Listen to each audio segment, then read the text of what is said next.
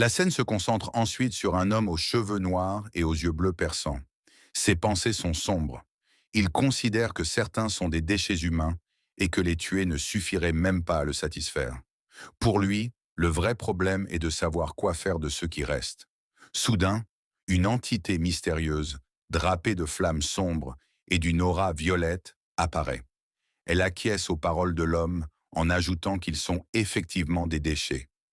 L'homme aux cheveux noirs se détend alors et affiche un sourire, concluant que ces personnes devraient être laissées aux agents d'entretien. C'est alors qu'une transition temporelle survient. Le temps passe et minuit sonne enfin en ce premier août. Brutalement, la scène change. Une foule de personnes se retrouve téléportée dans une vaste plaine blanche et brumeuse. Les gens sont désorientés et se demandent où ils se trouvent, constatant que cet endroit n'est pas les plaines qu'ils connaissent. L'homme aux cheveux noirs réapparaît lui aussi, vêtu cette fois d'une tenue de combat stylisée. Alors qu'il observe les environs, une fille aux cheveux violets et à la tenue verte, surnommée Faux Noir, l'aperçoit de loin. Elle lui fait signe et court vers lui en l'appelant. Lorsqu'elle arrive à sa hauteur, l'homme constate qu'elle l'a vite trouvée. Fièrement, elle répond que c'était facile grâce à sa compétence de pistage. Aussitôt, la fille réalise sa bêtise et prend une expression terrifiée. L'homme la regarde d'un air sévère et lui fait remarquer que le pistage ne faisait pas partie des compétences qu'il lui avait dit d'apprendre.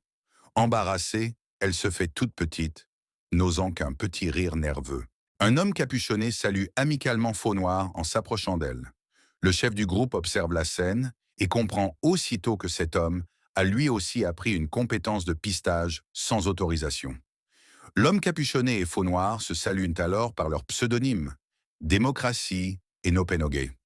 En les voyant échanger joyeusement, le chef désespère en pensant qu'ils gaspillent leur or dans des compétences inutiles au lieu de suivre ses recommandations. Le groupe aborde ensuite les actualités. Démocratie mentionne avoir vu aux informations que Faux Noir a sauvé le député Lee Seong-guyon. Il ajoute très enthousiaste qu'il a laissé des messages de soutien sous tous les articles de presse, où les internautes qualifient Faux Noir de véritable divinité. Touché par ces éloges, Faux Noir trouve son camarade formidable, ce qui agace encore plus le chef. Soudain, une entité ailée aux grandes plumes dorées fait son apparition dans le ciel. Elle se présente sous le nom d'Ariel, la nouvelle manager de la zone C 2-ESKAD 03. Elle effectue une entrée théâtrale en demandant à la foule de ne pas l'applaudir. Cependant, la foule d'humains téléportés reste totalement silencieuse et figée face à cette apparition. Ariel se retrouve seule dans les airs face à un silence glacial.